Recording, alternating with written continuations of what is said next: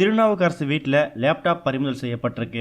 பொள்ளாச்சி பாலியல் வழக்கில் கைது செய்யப்பட்ட திருநாவுக்கரசு வீட்டில் லேப்டாப், பென்டிரைவ் இது எல்லாத்தையுமே சிபிசிஐடி போலீசார் பறிமுதல் செஞ்சுருக்காங்க. திருநாவுக்கரசை சிபிசிஐடி போலீசார் 4 நாள் காவல் எடுத்து விசாரிச்சுட்டு வராங்க. பொள்ளாச்சி அடுத்த மாக்கினாம்பட்டியில் இருக்கக்கூடிய திருநாவுக்கரசு சொந்தமான வீட்டில் இன்னைக்கு சோதனை நடத்திருக்காங்க. அங்கே திருநாவுக்கரசோட பாட்டியும் பெரியம்மாவும் இருந்திருக்காங்க. அவங்க கிட்ட வழக்கு சம்பந்தமாக விசாரணை நடத்திருக்காங்க. அதுக்கப்புறம் போலீசார் வீட்டில் இருக்கக்கூடிய அறைகள் அப்புறம் அங்கே இருந்த பீரோக்களில் தீவிர சோதனை நடத்திருக்காங்க. அப்போதான் அங்கே இருந்த செல்ஃபோன்கள், லேப்டாப் அப்புறம் பென்டிரைவை கைப்பற்றிருக்காங்க. இதுக்கடையிலே வெளியே போயிட்டு இருந்த திருநாவுக்கரசோட தாயார் தான் வீட்டுக்கு வந்திருக்காங்க. உடனே போலீசார் அவர்கிட்ட துருவி விசாரணை நடத்திருக்காங்க. அப்போ அவங்களுக்கு சொந்தமான சின்னப்பம்பாளையத்தில் இருக்கக்கூடிய வீடை பற்றியும் விவரங்களை கேட்டு அறிஞ்சிருக்காங்க. அந்த வீட்டுக்கு எப்பெல்லாம் போயிட்டு வருவீங்க அப்படிங்கிற மாதிரியும் கேள்வி கேட்டிருக்காங்க. அதுக்கப்புறம் கைப்பற்றிய ஆவணங்களை எடுத்துகிட்டு போயிருக்காங்க. இந்த விசாரணை கிட்டத்தட்ட 4 மணி நேரம் நடந்ததாகவும் சொல்லப்பட்டிருக்கு. இந்த விசாரணை காரணமாக திருநாவுக்கரசு வீடு இருக்க பகுதிகளில் பொதுமக்கள் அப்புறம் பத்திரிகைகள் திரண்டு போயிட்டாங்க. ஆனால் அவங்க யாரையும் வீட்டுக்குள்ள அனுமதிக்கல.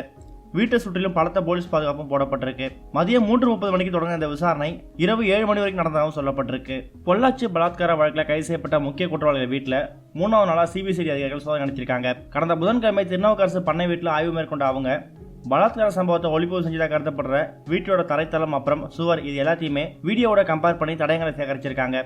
அதுக்கப்புறம் நேற்று திருநாவுக்கரசு இப்போ குடியிருக்கிற ஜோதிநகர் பகுதியில் இருக்கக்கூடிய காந்திநகர் வீட்டில் ஆய்வு மேற்கொண்டிருக்காங்க. அதை தொடர்ந்து முக்கிய குற்றவாளியாக கருதப்படுற சபர்ராஜன் வீட்டுக்கு நேற்று விசாரணையாக போனப்ப வீட்டில் யாருமே இல்லாதால வீட்டு முன்னாடி நோட்டீஸ் விட்டு திரும்பி வந்திருக்காங்க. இந்த நிலையில இன்னைக்கு காலைல இருந்தே பொள்ளாச்சி அடுத்த ஜோதிநகரில் இருக்கக்கூடிய எம்ஜிஆர் காலனியில் சபர்ராஜன் வீடு அமைந்திருக்கிற பகுதி காவல்துறை பாதுகாப்பில் கொண்டு வரப்பட்டிருக்கு. மதியம் 12:45 மணியுள்ள இன்னைக்கு சிபிசிஐடி அதிகாரிகள் ஆய்வு மேற்கொண்டிருக்காங்க. மதியம் 1 மணிக்கு ஆரம்பிச்ச இந்த சோதனை ஈவினிங் 5 மணிக்கு நடந்ததாகவும் சொல்லப்பட்டிருக்கு. சபர்ராஜனோட தந்தை நாகேஸ்வரன் கிட்ட விசாரணை நடத்திருக்காங்க. சபர்ராஜனோட காரையும் சோதனையிட்டு இருக்காங்க. வீட்டில இருந்து ஆவணங்கள் எடுத்துட்டு போயிருக்காங்க.